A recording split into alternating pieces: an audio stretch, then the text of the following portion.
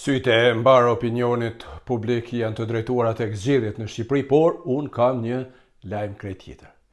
Kancelari i ri Gjerman Friedrich Merz e ka konfirmuar sot se së shpejti do të vizitoj edhe Tiranën pas vizitave që ka pasur në Francë, në Poloni, në selinë e Bashkimit Evropian në Bruxelles, pastaj në NATO e Ukrainë, pra takime vërtet të rëndësishme. Qeveria gjermane ka konfirmuar pra sot se kancelari Merz do të shkojë në Tiranë me datën 16 maj, pra të premten, ku do të marrë pjesë në takimin e Asociacionit Evropian Politik. Vizitën e konfirmoi sot zëdhënësi i qeverisë Stefan Cornelius, i cili tha se kancelari gjerman Friedrich Merz do të ketë takime në Tiranë me kryeministrin e Shqipërisë Edi Rama, si dhe presidentin e Këshillit të Evropës Antonio Costa.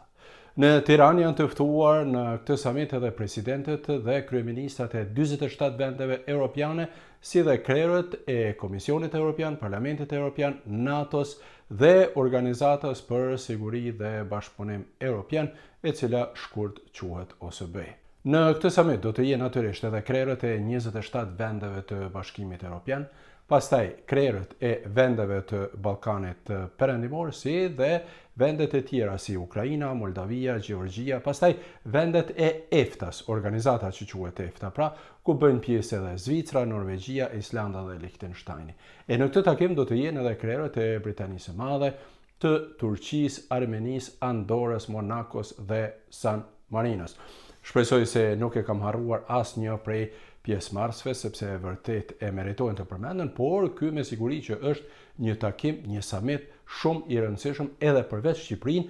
si një mundësi promovimi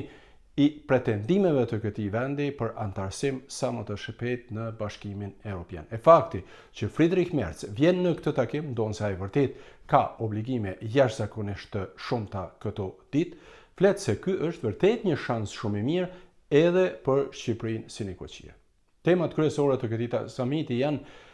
shkëmbimi i mendimeve për dialogun politik, si dhe për bashkëpunimin, por edhe siguria dhe mirëqenia në Evropë. Siç e shihni pra nga këto tema, nga kjo përmbledhje, temat nuk janë edhe aq ekskluzive, por ky është një rast jashtëzakonisht i mirë për bisedime lidhur me çështjet madhore, si dhe për bashkëpunimin dhe atë në një atmosferë paksa më të relaksuar. Shpresojmë se deri atëherë, pra në Shqipëri, do të përfundojnë të gjitha numërimet e votave dhe se gjithçka do të kalojë në qetësi. Ndërsa, sa i përket rezultateve të zgjedhjeve që janë mbajtur me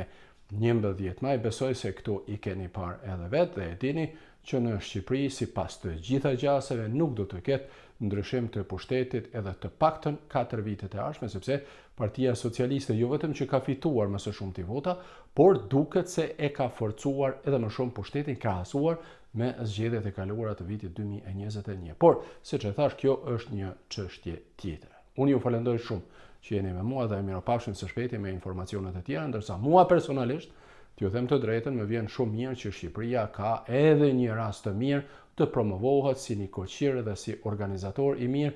i këtyre takimeve të ngjashme, siç ka dëshmuar edhe në të kaluar. Faleminderit dhe mirupafshim së shpejti.